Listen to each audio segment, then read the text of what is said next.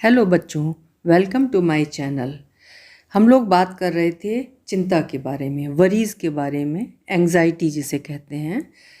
तो हमने इस सीरीज़ के पार्ट 1 में बात किया था कि हम चिंता के चक्कर में या कुचक्र में कैसे फंसते हैं।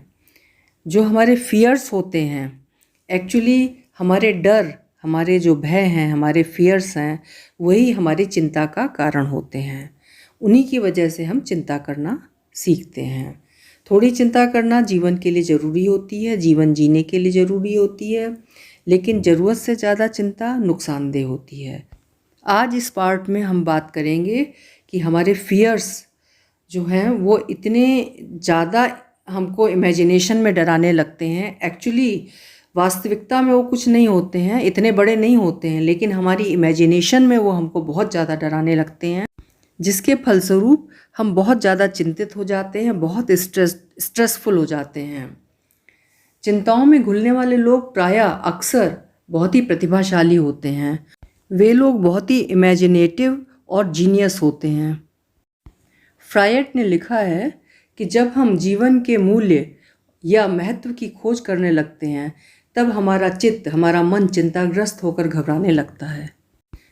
मनुष्य का मन मतलब मस्तिष्क या दिमाग दोनों दिशाओं में काम करता है, पॉजिटिव और निगेटिव दोनों तरफ चलता है। उसे दोनों प्रकार की स्थितियों की कल्पना करने की आदत होती है। हर आदमी का दिमाग जो है दोनों तरफ सोचता है, पक्ष की तरफ भी, विपक्ष की तरफ भी, मतलब पॉजिटिव थिंकिंग भी, निगेटिव थिंकिंग भी। बात इतनी सी रह जाती है कि अगर वो पॉजिटिव थिंकिंग करता है और आशावादी दृष्टिकोण अपनाता है, पॉजिटिव थिंकिंग रखता है, तो उसको सफलता पाने के चांसेस अधिक रहते हैं, काम करने का उत्साह रहता है। लेकिन अगर वो निगेटिव थिंकिंग रखता है, निराशावादी दृष्टिकोण अपनाकर हर बात का पहलू देखता है, तो वो घबरा जाता है और चिंता में घुलने लगता है। अब जैसे तुम इस तरह समझो कि एक बच्चा बाहर विदेश पढ़ने जा रहा है, लेकिन उसकी माँ ये जानती है कि उसका बच्चे का फ्यूचर बहुत ब्राइट है, वो वहाँ पढ़ के बहुत अच्छी अर्निंग करेगा, बहुत उसका अच्छा फ्यूचर हो जाएगा। फिर भी उसके मन में तरह तरह के डर लगते हैं कि कहीं वो विदेश में जाके मांस नहीं खाने लगे, या कहीं विदेशी लड़की से प्रेम करके वहीं शादी ना कर ले, या वो जिस फ्लाइट से जा रहा है उसका कहीं एक्सीडेंट ना हो जाए, या वो विदेश में जाके वहीं ना बस जाए। उसके मन में तरह तरह के बुरे विचार आते हैं और वो इतना सोचने लगती है, इतना चिंता से भर जाती है कि वो बीमार हो जाती है और खुद भी उदास रहने लगती है और घर के और लोग भी परेशान होते हैं। किसी भी मुद्दे के उज्ज्वल और धूमिल, मतलब वाइट एंड ब्लैक, दोनों पक्षों तथा संभावनाओं पर विचार करना उचित और आवश्यक है, जरूरी है।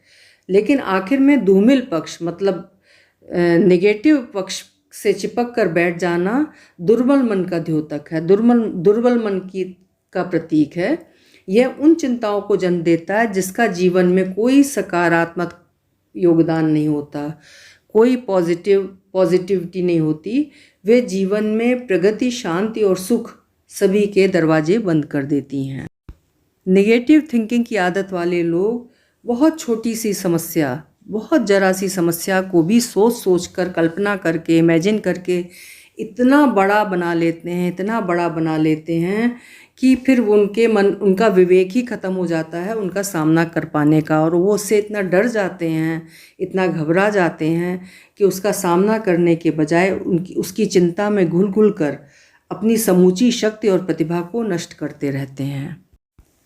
तो बच्चों, आपको क्लियर समझ में आ गया होगा कि निगेटिव थिंकिंग और निगेटिव इमेजिनेशन हमारी चिंता को, हमारे स्ट्रेस को बढ़ावा देती है। बहुत छोटी समस्या को अगर हम उसी समय सुलझा लें, थोड़ा सा हिम्मत करके, तो हम उसी समय उस समस्या से पार पा सकते हैं। तो अगले पार्ट में हम लोग एक नए पॉइंट पर चर्चा करेंगे।